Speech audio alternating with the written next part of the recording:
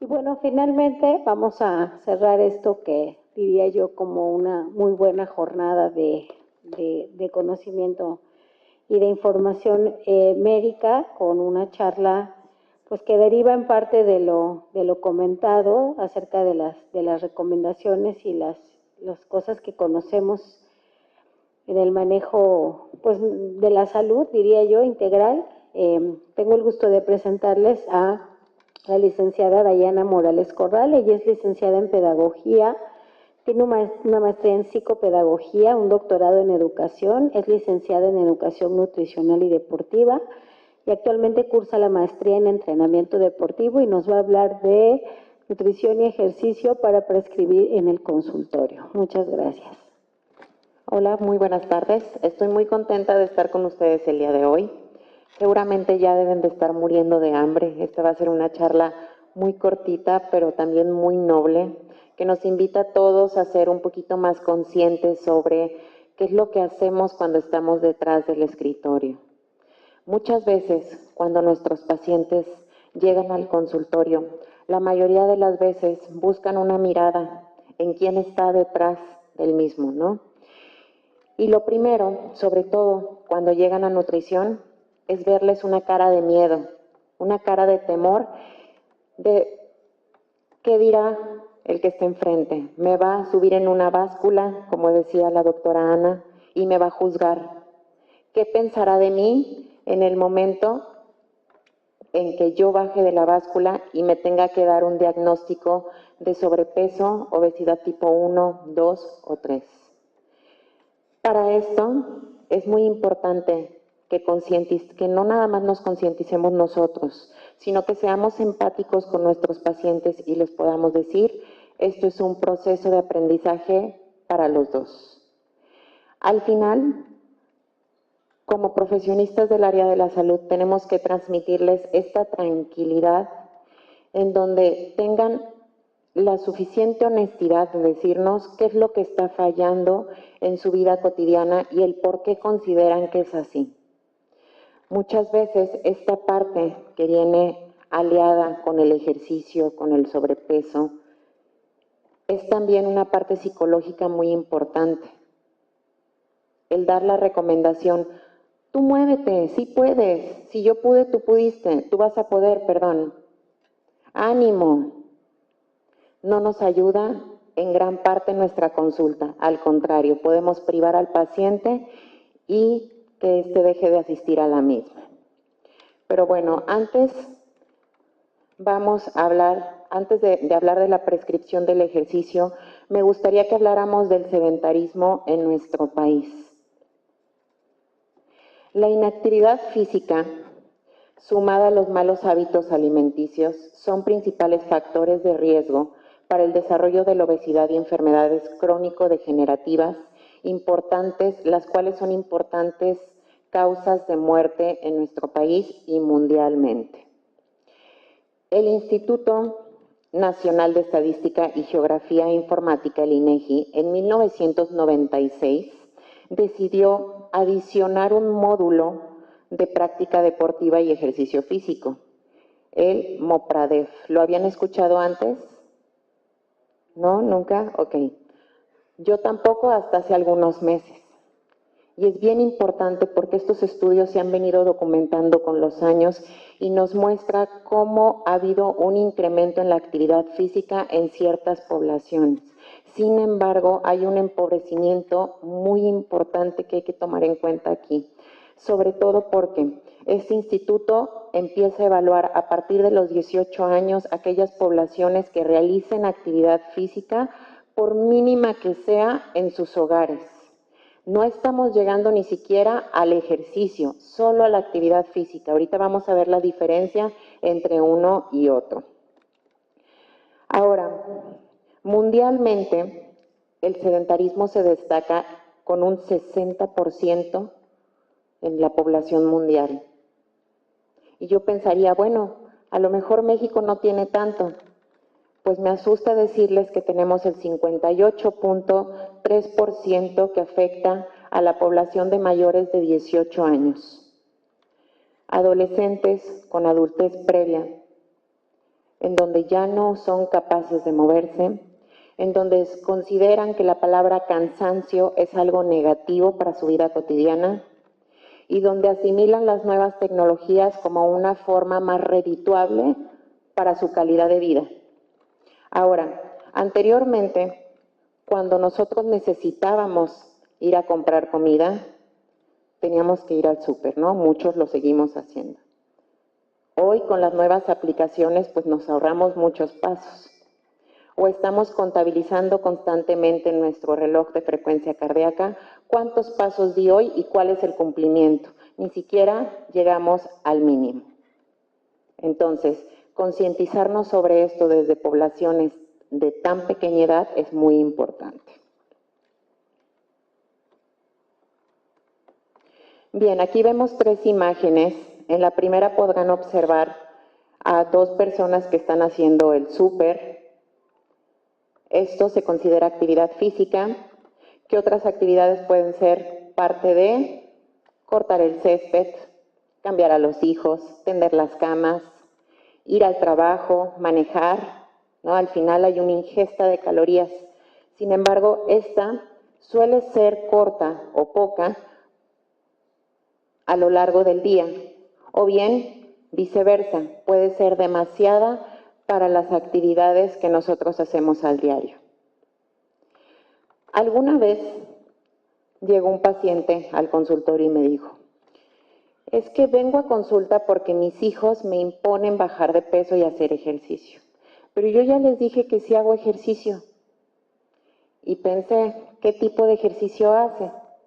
No, pues barro, trapeo, hago de comer, y eso es un ejercicio que no ven.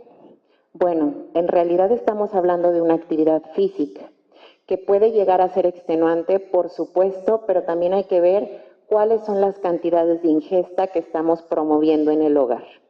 Como decíamos, pues venimos, educados por algunos factores de copia a lo largo de nuestro crecimiento, en donde si la comida no faltaba en nuestra mesa, la comida era basta, pues entonces quería decir que era riqueza, que no había de dónde pudiéramos sufrir.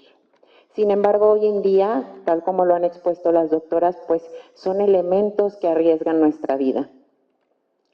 Tenemos una segunda imagen, este es el ejercicio físico.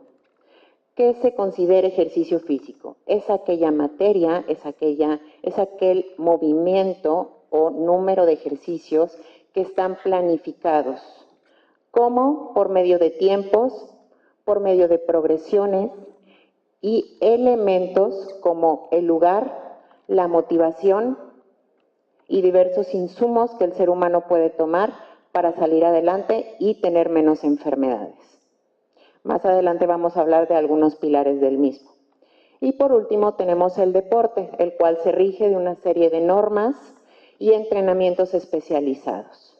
Nosotros nos enfocaremos en estos dos, en el ejercicio físico y la actividad física. Bien, tenemos 2 tipos de actividad física. La primera, podremos decir, la estructurada, es el ejercicio, como ya lo platicábamos, aquella actividad que sí está estructurada, que está planificada y que al final buscamos tener un objetivo de la misma. En la segunda, la no estructurada, a pesar de que hay un cúmulo de energía que estamos utilizando, pues en realidad no tenemos un conteo sobre para qué lo estamos haciendo.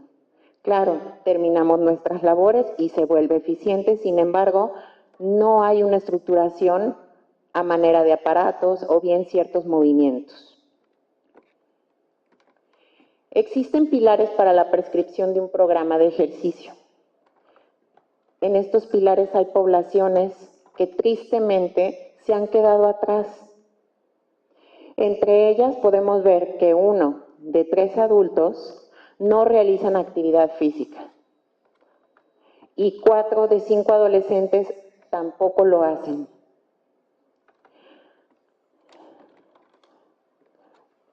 Si nosotros pensamos, bueno, son las nuevas generaciones, se hablan de estas generaciones X o las generaciones mazapán, donde con cualquier cosita se rompen, ¿no? ¿Hablamos solamente de adolescentes? ¿Qué pasa con los adultos? ¿Por qué no estamos teniendo este hábito? En muchas ocasiones podemos pensar, bueno, no hay un cómo hacerlo. ¿Cuál es el método? ¿Con quién me tengo que dirigir? Asisto con el entrenador de un gimnasio, por ejemplo, y me lastima. Entonces, ir evaluando cada uno de los pilares será indispensable. Ay, por ahí se nos juntó un poquito. Bueno, pues aquí podremos ver, me gustaría más bien que vieran todos esos puntos, son 2 diapositivas. Creo que se movió por ahí, ¿verdad? Un poquitito. Pero sí se alcanza a ver. Sí, está bien. Observen, por favor, cuántos puntos hay en esa diapositiva. El primero dice, ayuda a disminuir la grasa. El segundo, controla el peso corporal. Tercero, fortalece los huesos, aumenta la masa muscular, contribuye a tener un envejecimiento saludable, previene y controla enfermedades cardiovasculares como hipertensión, infartos y accidentes cerebrovasculares. Hay una disminución en la mortalidad. Existe menor riesgo de enfermedades crónico-degenerativas como cáncer, la hipertensión arterial, enfermedades metabólicas como la diabetes. Ayuda a disminuir los niveles de depresión y ansiedad. Disminuye el riesgo de caídas en adultos mayores porque se genera mayor índice de masa muscular también. Aumenta la masa muscular, la densidad muscular ósea y el bienestar emocional en general. ¿Cuántos puntos pudieron observar ustedes? ¿Aproximadamente 8, 10? Ok. Sabemos que en todo proceso no nada más existen beneficios, hay ciertas contras, pero si nosotros comparamos de 10 puntos que acabamos de leer de los beneficios de la prescripción del ejercicio contra 2, que no digo que no sean graves, pero finalmente 2, pues nos aporta muchísimo más el estar de acuerdo con el cansancio del ejercicio. Y cansancio no traducido a una manera de fastidio o de repudio, sino de un esfuerzo, hacer una invitación a realizar un esfuerzo todos los días como un proceso de crecimiento en la calidad de vida.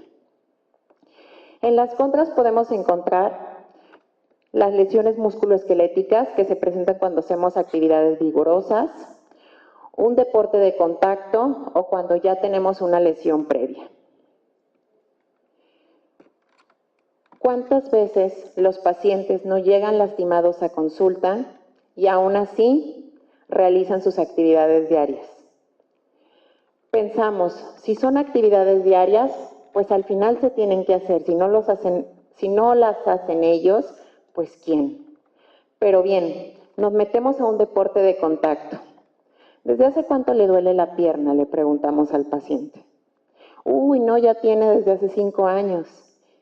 ¿Y cuántas lesiones ha sufrido? Ninguna. ¿Y entonces por qué no puede caminar? Pero entonces los partidos de fútbol continúan, la convivencia continúa.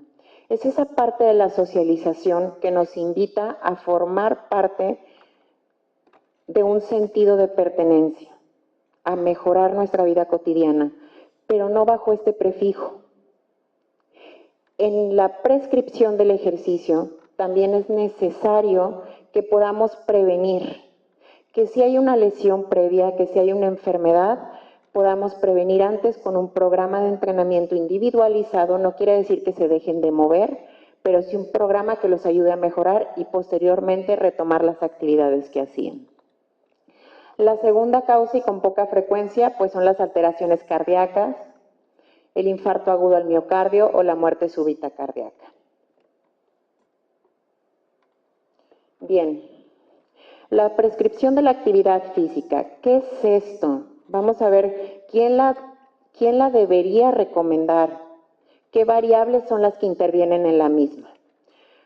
Primero, La prescripción, pues, es la recomendación de ciertos ejercicios para que un paciente pueda lograr sus objetivos, sean de recomposición corporal, sean de salud, pero que estos tengan mayores beneficios y menores riesgos en su proceso.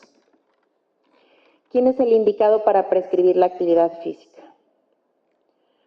De primera instancia tenemos a los médicos, en donde los pacientes, cuando asisten a consulta, dicen, es que el médico me dijo que tenía que realizar actividad física porque tengo sobrepeso u obesidad. Y entonces viene, ¿pero qué? ¿Cómo lo vamos a hacer? ¿Cuánto tiempo? ¿Con qué intensidad? ¿Cuáles son aquellos antecedentes que hay que tomar en cuenta? Como decíamos, de las contras de la prescripción del ejercicio, ¿no? Cada vez más, y me parece un poco preocupante, un tanto preocupante, en nuestro entorno hay más personas que prescriben el ejercicio. No quiere decir que el hecho de prescribirlo sea malo, pero que no toman en cuenta aquellas variables que pueden llegar a ser un factor de riesgo para el paciente. ¿Dónde los encontramos muchas veces? En los gimnasios. El primo de un amigo cuando dice lo mismo que las dietas. Tú sigue esta dieta y te va a caer muy bien. A mí me hizo bajar tantos kilos. Bueno, el ejercicio igual. Tú ponte a correr los kilómetros que aguantes en el bulevar y verás el resultado. Sí, y si no hay una adaptación previa, ¿qué pasa? Entonces, he ahí donde tenemos que ser muy conscientes ante la circunstancia del que tenemos enfrente. ¿Qué variables hay que tomar en cuenta antes de prescribirlo? Primero, que el paciente quiera. Tendemos a decir, es que debes de hacer ejercicio. Y el deber de ya es una imposición que causa mucha angustia a los pacientes. Entonces, abrir la invitación, preguntarles qué tanto están considerando hacer ejercicio. Posteriormente, cuál es el tiempo que ellos consideran para realizarlo. Y después, cómo está el lugar, las instalaciones, las herramientas, todo lo que pueda servir para hacer ejercicio. ¿Quién de nosotros, quiero preguntarles, hizo ejercicio en la pandemia? Ok, veo varias manitas levantadas, perfecto. ¿Con qué lo hacían? Caminando, muy bien, ajá, saltaban algunos otros agarrábamos botellones con agua y se nos rompían a veces, ¿no? Algunos otros nos poníamos a bailar en las habitaciones, pero al final era ese mínimo para cumplir con el requerimiento energético. Ahora, no tomamos en cuenta el consumo de alimentos y bebidas que tenemos. Entonces, como buenos mexicanos, decimos, ay, al cabo ya hice ejercicio, sí me voy a comer el pozole más los 3 tacos, al cabo ya hice ejercicio. Bueno, ok, ¿y la repercusión cuál es? ¿Nos vamos a seguir moviendo durante el día? ¿Cuál es la condición para que nosotros podamos seguir activos? Porque hablamos de una vez al día. ¿Cuántas veces al día comemos? De 2 a 3 veces, algunos 4 o 5 veces con las colaciones. ¿Cuántas veces al día hacemos ejercicio? Una vez y tal vez. Entonces, tomar esto en cuenta es indispensable. Bien, pues hay algunas recomendaciones del Colegio de Medicina Americano. La primera, es las personas deben de practicar de 30 a 60 minutos de actividad física aeróbica de intensidad moderada o mayor, al menos 5 días por semana. Se obtienen beneficios adicionales si se aumenta el tiempo de actividad moderada o si se sustituye por actividades de intensidad más vigorosa. Es decir, si nosotros hacemos un entrenamiento de fuerza, Pues vamos a buscar en la adaptación que este sea de moderada a vigorosa, cumpliendo con los 150 minutos que nos plantea el Colegio Americano. Si nosotros hacemos un entrenamiento por hits, es decir, hacer cierto número de ejercicio en determinado tiempo, entonces nuestra rutina disminuirá por la intensidad del entrenamiento que ésta ha tenido. La última, incluir actividades de fuerza como mínimo 2 veces por semana, así como actividades de flexibilidad y coordinación neuromotora. ¿Cuántos de nosotros hacemos este último punto cuando nos levantamos? ¿Alguien se estira? Ok, una persona, 2, muy bien, 3, 4. ¿Alguien hace un ejercicio de mano, con pie, tocarse? Perfecto. Me gustaría que todas esas manos pudieran estar en todo el público, sobre todo porque es una adaptación. Nos levantamos. ¿Qué pasa cuando nos levantamos tarde? Estamos corriendo, ¿no?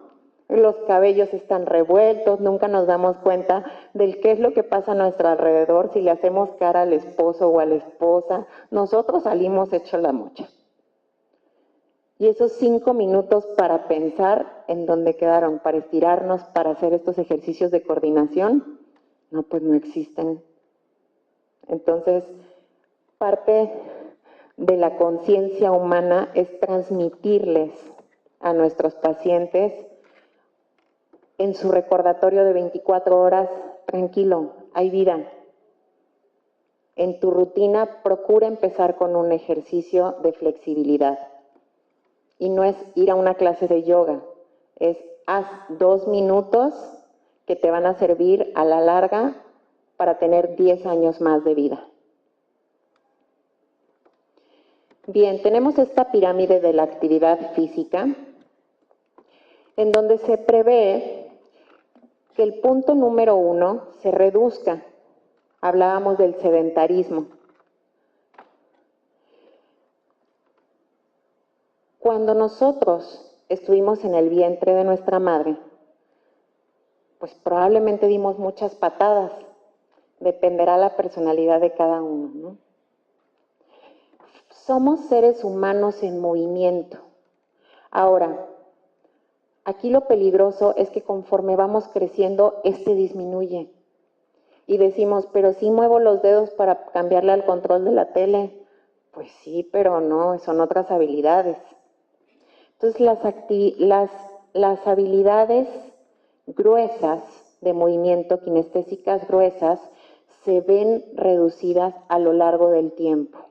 ¿Por qué? Porque no es necesario para muchas poblaciones. Lo que se prevé es que nosotros podamos ir bajando de forma progresiva. Ahora, con esto no quiero decir que tengamos que ir del sedentarismo a todos los días hacer las actividades físicas. Tenemos que ir subiendo la intensidad, el número, la frecuencia con las que se realizan conforme pase el tiempo. ¿Cuánto?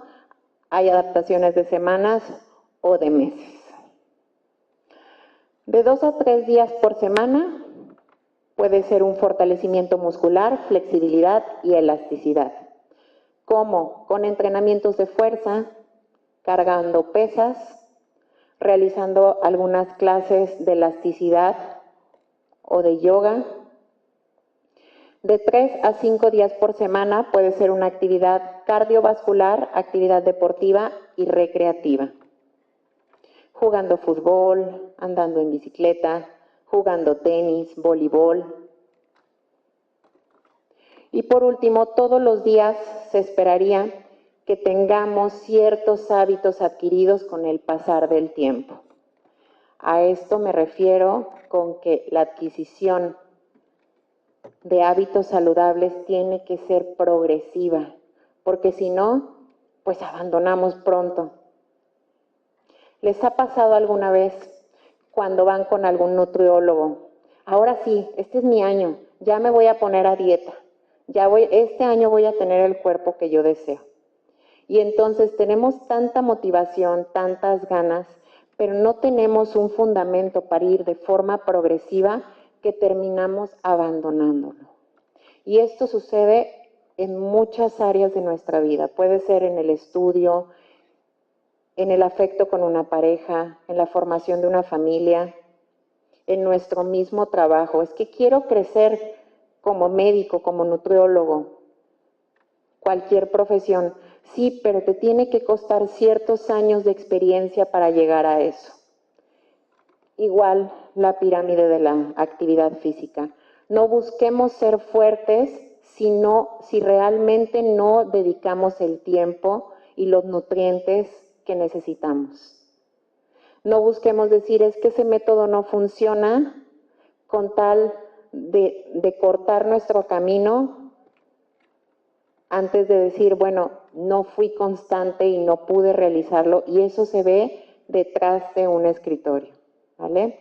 El hecho de que nosotros recomendemos actividad física o ejercicio y preguntarnos, ¿y yo realizo ejercicio? ¿Cuántas horas al día lo hago? O al menos una vez al día. Bien, pues existen estos 5 pilares para la prescripción del ejercicio. La primera es la valoración inicial, en donde se busca ver la cantidad de actividad física o ejercicio que hace el paciente al diario para verificar cuántos minutos al día es que éste presta para juntar al menos 150. Otra forma más estandarizada es el cuestionario del IPAC. ¿Lo habían escuchado? ¿No? Son 7 preguntas que podríamos darle a responder muy breves al paciente y de ahí ver qué tanto es la necesidad de que él cumpla con ciertos minutos al día por su disposición de salud. La primera pregunta dice, durante los últimos 7 días, ¿en cuánto realizó actividades físicas intensas, tales como levantar pesos pesados, cavar, ejercicios aeróbicos o andar rápido en bicicleta? La segunda, habitualmente, ¿cuánto tiempo en total dedicó a una actividad física intensa en uno de estos días? Hagan el ejercicio, vayámosla respondiendo de forma mental. La tercera, durante los últimos 7 días, ¿en cuántos días hizo actividades físicas moderadas, tales como transportar pesos livianos o andar en bicicleta a una velocidad regular? No incluyamos caminar, porque si no ahí vamos a decir, bueno, pues voy al baño 2 veces, más una vez que me paro a la cocina, pues ya cumplí con los minutos. No, no cuenta. Siguiente, habitualmente, ¿cuánto tiempo en total dedicó a una actividad física moderada en uno de estos días? Vamos a ver la representación de cada una de estas actividades. Durante los últimos 7 días, ¿en cuántos días terminó por lo menos 10 minutos seguidos? Sin agarrar el celular o sin distraerse con otros dispositivos electrónicos. Habitualmente, ¿cuánto tiempo en total dedicó a caminar en uno de estos días? Y por último, durante los últimos 7 días, ¿cuánto tiempo pasó sentado durante un día hábil? ¿Algunas de estas preguntas son representativas para ustedes? ¿Hay alguna en el que hayan respondido 0 o 1? Ok, bien.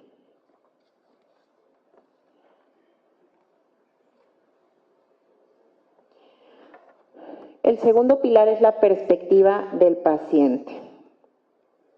Es aquí cuando les digo, tomemos en cuenta, seamos empáticos a quién está detrás del escritorio. Finalmente ya dio el primer paso para asistir a consulta médica, en mi caso nutricional. Ver si éste cumple con las 5 A. ¿Qué significan estos? Ask, preguntar. Punto número 1, ¿cómo le vamos a prescribir al paciente ejercicio? si no sabemos siquiera si hace actividad física? Entonces, punto número 1, preguntarle, ¿le gusta hacer ejercicio? ¿Le gusta la actividad física? ¿Hace usted algún tipo de ejercicio? Y de acuerdo a eso, tomar la primera variable para trabajar. El segundo dice advice, que es aconsejar. Aquí le vamos a decir todos los beneficios que le puede traer hacer actividad física al paciente de acuerdo a la posición de salud en la que se encuentre. La tercera es access, evaluar, y que esta es de las más controversiales porque es evaluarlo a él durante su proceso. ¿Qué tan dispuesto está el paciente a ser evaluado, a ser medido y a tener ciertas progresiones en su vida cotidiana? Porque no nada más es el hecho de dedicar 1 hora a hacer ejercicio, es dejar de hacer algo para hacer ejercicio. Dejar de estar 1 hora con su familia, dejar de trabajar 1 hora o dejar de hacer una actividad que a él le encante por 1 hora, por algo que le va a traer un beneficio a través de los años. El siguiente es assist y arrange. Asistir y agendar. Y esto no nada más pasa en la progresión de la prescripción del ejercicio, pasa en nuestras consultas. ¿Qué tanto podemos preservar a los pacientes? ¿Qué tanto podemos hacer que estos se comprometan al proceso de cambio, de mejoría? ¿Qué técnicas podríamos utilizar? De acuerdo a eso, marcar ciertos patrones en los mismos para empezar a conocerlos más, sin dejar de lado esta parte psicológica, sin perder de vista el cómo te sientes. Sí, el VO2 es muy importante, el volumen de oxígeno máximo es muy importante, realizar calorimetrías, ergoespirometrías es muy importante, tener un resultado es muy importante. Pero y después el paciente dice, sí, qué bien, salí bien, pero me siento frustrado, estoy ansioso, no me gusta lo que estoy haciendo en este momento, no estoy disfrutando, estoy perdiendo tiempo. Entonces, asegurar esa parte para que el paciente se sienta bien con lo que hace, con lo que dice, siente y con cómo se ve es primordial. ¿Qué esperamos? Pues un paciente que no diga, ay, es que en la báscula ya bajé 3 kilos. No, más bien un paciente que llegue contento a consulta y que diga, me siento muy contenta o muy contento. Ya hice amigos, no sé, a lo mejor en el fútbol, en el CrossFit, que es lo que se recomienda, que cuando estamos empezando podamos asistir a una actividad grupal deportiva. Me queda la falda que tenía ahí guardada o ya me queda el pantalón que me quería poner para dentro de los siguientes años, ¿no? ¿Quién de nosotras o nosotros no tenemos por ahí una prenda guardada por si algún día me queda? Entonces, esa parte tomémosla en cuenta. Escucho risas por ahí, digo, no soy la única, entonces me sirve mucho. Tenemos también la valoración médica como tercer pilar. Esta está enfocada a ver qué pacientes tienen más riesgos de presentar alguna complicación y sobre eso realizar una planificación muchísimo más individualizada. Aquí entra mi miedo principal con los pacientes que asisten a consulta y les pregunto, bueno, ¿y quién realizó tu programa de ejercicios? Ah, un entrenador, ok, ¿y qué tomó en cuenta para hacer ese programa de ejercicios? Y no solo pasa en entrenamiento, pasa en muchas disciplinas. En nutrición pasa con las dietas que ya están hechas y sacamos por debajo del escritorio con 1500 calorías. En el entrenamiento es, pues ahí había una rutina y me dijo que hiciera esa. Bueno, pero es una rutina de adaptación, de intensidad, de enfoque hacia ciertos músculos. ¿Qué es lo que vas a lograr con esta rutina? Porque de acuerdo a eso también hay que ver qué es lo que vamos a comer. ¿Qué pasa si empezamos a hacer ejercicio y es una actividad ardua y yo nada más le dejo 1,300 kilocalorías, pues el paciente va a abandonar el proceso. Va a tener hambre, que no es bonito. ¿A quién le gusta tener hambre de aquí? A casi nadie, ¿verdad? Va a estar cansado, no va a ver los resultados que él quiere y además se va a sentir frustrado cada vez que asista a consulta y que no vea que los resultados son los esperados. ¿Quiénes necesitan una valoración médica? Pacientes sedentarios o con síntomas de enfermedad cardiovascular, renal o enfermedades metabólicas, o aquellos pacientes que son activos pero presentan síntomas al hacer ejercicio. Sobre todo aquellos que dicen latir, elevadamente el corazón. Es que cada vez que yo me paro, por ejemplo, cada vez que yo me paro de realizar algún ejercicio, de hacer caminadora o banda, me mareo o mi corazón empieza a latir más fuerte. Bueno, no hay una adaptación tampoco. Entonces, esta progresión la tenemos que tomar en cuenta, así sea un ejercicio muy simple para nosotros. ¿Cuántos de aquí podemos hacer una sentadilla? Levanten la mano, por favor. ¿Ustedes sabían que antes de hacer una sentadilla hay una progresión que hacen los bebés? Que son los patitos, los llamados patitos.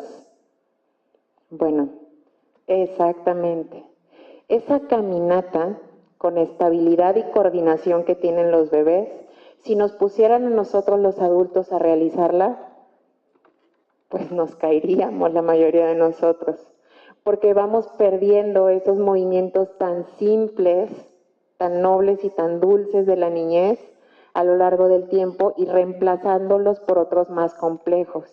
Ahora, no se espera que hagamos una sentadilla para que desarrollemos mucho más masa muscular, no en este encuadre de salud, sino para que podamos levantar las bolsas cuando lleguemos a una edad, a cierta edad. ¿Por qué hacemos ejercicios con peso en el tren superior? Porque se espera que nosotros podamos cargar ciertas cosas sin necesidad de decir yo ya no puedo por mi edad. Claro, hay que preservar la mayor masa muscular que se pueda a través del tiempo. Las dosis individualizadas. Esto no quiere decir que el ejercicio no pueda realizarse de forma grupal. Es un gran incentivo que podamos hacerlo así. Sin embargo, si nosotros no lo individualizamos como profesionales de la salud, estamos poniendo en riesgo al paciente, porque no es personalizada. Entonces yo no puedo decir que yo tengo la misma frecuencia cardíaca que mi esposo, por ejemplo, o que mi compañera de trabajo, o que yo soy igual de rápida que mi vecina. Pareciera que es muy simple, pero a la larga nos puede llegar a causar problemas. Estas dosis individualizadas deben de cumplirse bajo una mnemotecnia llamada FIT. ¿Esto qué significa? Frecuencia, tiempo, intensidad y tipo de ejercicio. La frecuencia, pues, es el número de series de sesiones por semana o por día que debe de tener el paciente. Pueden empezar con 2 veces a la semana, cumpliendo los 150 minutos, pero sería un entrenamiento sumamente largo para aquellos que van empezando. Podemos dividir una sesión, más bien 150 minutos durante 7 días a la semana, con diferentes espacios de tiempo en nuestro día. Juntamos de 30 en 30 minutos o de 60 en 60 minutos. Los resultados pues han sido similares, pero al final lo que se busca es que nos movamos, que tengamos mucha más movilidad, mucho más rango de movimiento ante cualquier circunstancia. El tiempo, la cantidad de minutos a destinar de cada actividad. ¿Cuánto tiempo hago de calentamiento? ¿Cuánto tiempo va a ser de entrenamiento de fuerza y cuánto de enfriamiento? Entonces, ir enseñando que en cada planeación de entrenamiento individualizada hay progresiones es indispensable. Las intensidades sobre todo. Hablamos de una intensidad leve y moderada. De leve a moderada es que podamos ir a caminar sin poder ver el celular, por ejemplo. Habrá algunos que tengan la habilidad de poder ver el celular y al mismo tiempo caminar rápido. En mi caso me caería. De vigorosa, se espera que podamos estar entre moderada a vigorosa, realizando actividades como andar en bici, correr, hacer un levantamiento de fuerza de 45 minutos, de pesas, para hacer una última progresión de vigorosa a máxima. Veremos los minutos en un segundo.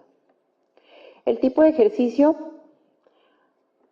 que debería de contener una prescripción es aeróbico, de fuerza, de flexibilidad, específicos en caso de que haya una lesión, o bien con pausas activas.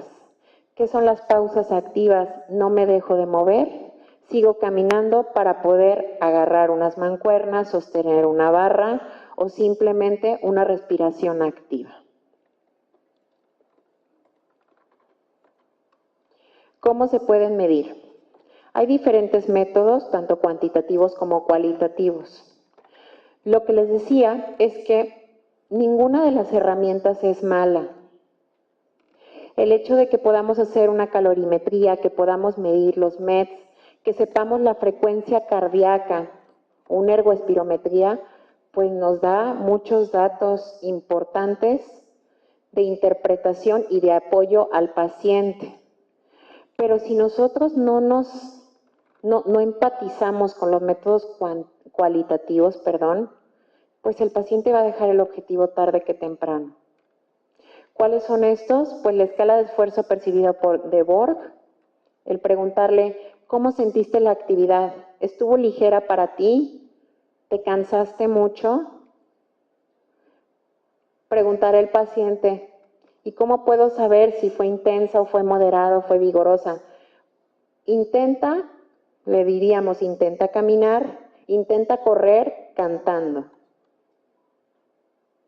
Y entonces, de ahí decidiremos si estás en moderada, si estás en vigorosa o simplemente es muy sencillo realizar este tipo de ejercicio para ti y necesitamos hacer progresiones más rápidas. También podemos llegar al resultado por medio de la frecuencia cardíaca meta. Existen muchas fórmulas que nos dan cuál es el tipo de intensidad que nosotros queremos dentro de nuestra prescripción de ejercicio. Pero si no hay una buena adaptación desde un inicio, esto no nos va a ayudar tanto. Tenemos que tomar en cuenta el sentir del paciente, el cómo se visualiza realizando las actividades y hacia dónde van las metas. Bien, las recomendaciones del Colegio Americano del Deporte son, por salud, hacer un mínimo de 150 minutos por semana, divididos como nosotros queramos. Conforme sea mayor el tiempo, pues va a ser mucho mejor, va a haber una mejor adaptación. Para bajar de peso de 150 minutos a 250 minutos por semana. Y en la prevención de peso de 200 a 300 minutos por semana. Definitivamente sería un error decir, para decirle al paciente, para que no tengas un sobrepeso importante de aquí a los tantos años, entonces vamos a empezar con esta. Bueno, ¿y dónde quedaron las progresiones? Así sea un paciente muy delgadito que pareciera que no hay ninguna dificultad de salud. Y el corazón, ¿cuándo se tomó en cuenta? Cuando nos dicen, es que me mareé haciendo ejercicio. Bueno, ¿qué necesidad si hay progresiones, si hay adaptaciones cardiovasculares? Entonces, el hecho de que nosotros empaticemos con ellos y dejemos es muy sencillo hacer ejercicio, nos va a ayudar mucho en nuestra consulta. Bien, como les decía, en la prescripción, pues también existen algunos preámbulos para empezar a organizarla. Entre ellas tenemos el calentamiento, que son ejercicios repetitivos, pero lentos, dependiendo las áreas musculares. El estiramiento, en donde buscamos ampliar el rango de movimiento y lubricar las articulaciones. El ejercicio de fuerza, que puede constar de los 150 minutos, de los que estamos hablando como mínimos, y por último, el enfriamiento. Siempre tomando en cuenta que no puede haber una progresión si no hay una evaluación de frecuencia, de intensidad del ejercicio y del tiempo. Lo que se recomienda, como les platicaba, pues es desde unirse a un equipo, jugar fútbol con amigos, básquetbol, otras actividades, conseguir un compañero, salir a caminar con un perrito, con su pareja, con amigos. Y en caso de no tener tiempo, ponerse a ejercitar los fines de semana. Caminar o andar en bicicleta al trabajo, ejercicios en casa, utilizar videos o programas de ejercicio.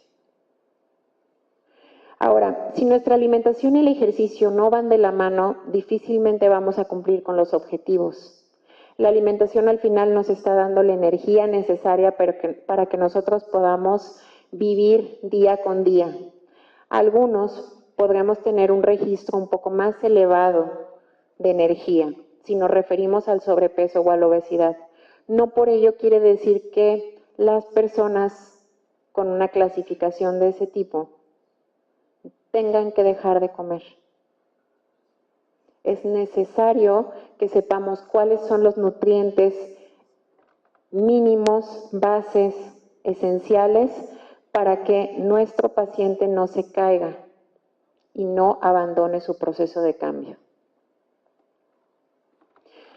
Bien, vamos a finalizar con algunos puntos y conclusiones a llevar a nuestra consulta. Primero, pues el ejercicio se asocia con una disminución de la mortalidad e incidencia de enfermedades crónico-degenerativas, como ya lo platicábamos. Este tiene un efecto dosis-respuesta, es decir, que a mayor ejercicio, pues mayor es el beneficio. Esto también tomando en cuenta que no podemos sobreponer los excesos, para que no haya derivación de un trastorno de conducta alimentaria y ejercicio físico. ¿Vale? El hecho de decir, bueno, voy a comerme toda la pizza, pero mañana haré 4 horas de ejercicio, no compensa, más bien aumenta la probabilidad a las lesiones. Y eso, pues nos incorpora al sedentarismo porque vamos a dejar de entrenar por cierto tiempo, de movernos, ¿no? No entrenar como tal, de movernos al menos los 150 minutos. Es importante romper con los periodos de inactividad como estar sentados o recostados. Hay que tener atención con las personas de alto riesgo de complicaciones cardiovasculares o musculoesqueléticas. Por ello es tan importante que ustedes como médicos también tomen las variables de salud, los antecedentes que han tenido los pacientes antes de prescribir o antes de decirles que tienes que hacer 150 minutos de ejercicio a la semana. Bueno, ok, sí, pero el cómo y el cuándo, dónde y el por qué. Al prescribir el ejercicio es necesario utilizar la mnemotecnia FIT, utilizar el papel de la prescripción de ejercicio, escribir en papel la prescripción de ejercicio completa, no nada más decírselo al aire. Es que debes de hacer ejercicio, sí, pero ¿qué ejercicio? Vamos a hacer un calentamiento, posteriormente vamos a estirar, después un entrenamiento de fuerza y posteriormente, para finalizar, vamos a hacer cierto tipo de ejercicios. dar seguimiento a cada consulta e ir escalando hasta lograr las metas recomendadas. Conclusiones. Luchemos como profesionistas por dejar el sedentarismo en manos de otras actividades diarias, en donde sí se requiera estar sentados. Si nuestro trabajo es estar detrás de un escritorio, pues no va a haber más que sentarnos. Sin embargo, luchemos por decir, bueno, me paro, si voy por 3 cafés, en lugar de mandar a alguien, pues voy yo. El ejercicio es uno de los pilares tanto en la prevención como en el tratamiento de las patologías que atendemos frecuentemente y es tan importante como la dieta. Si no hay un registro de energía, no va a haber una posibilidad de cambio suficiente, porque al final vamos a asimilar que el cansancio y el ejercicio, que el cansancio es sinónimo de ejercicio y que el cansancio es sinónimo de pasarla mal. Y pasarla mal es dejar de comer. Y así nos podemos ir en una cadenita hasta decir, mejor lo dejo, no me está aportando ahorita. Lograr la práctica habitual y suficiente de actividad física es una responsabilidad compartida entre profesionales de la salud, pacientes, sociedad y autoridades. Estas son algunas guías recomendadas, como la del Colegio Americano de Medicina del Deporte de Estados Unidos, la guía de la OMS, que dentro nos trae algunos ejercicios de fuerza dependiendo el área a trabajar, la práctica clínica de la Secretaría de Salud de México, que nos dice que sí tenemos mucho sedentarismo en nuestra población, pero que cada vez más hay más jóvenes que incentivan a la práctica del deporte y nos ayudan por medio de ciertos pasos que son muy fáciles de poderlo mencionar en consulta, o al menos de remitirlo con alguien más. Por último, la guía de prevención de actividad física de la Dirección Nacional de Sanidad y Bienestar Social de Suecia.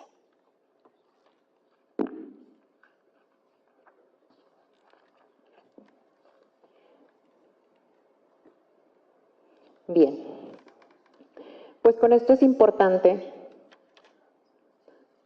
Cierro mi discurso, para decirles que es muy importante que seamos conscientes sobre la gran necesidad de movernos más y de forma progresiva. No se trata de mañana ser atletas, pero que sí podamos agregar un movimiento más a nuestro diario. De esta manera, si bien podemos empezar poco a poco, será mejor que no haber hecho nada durante tantos años. Seamos profesionales en movimiento. Muchas gracias.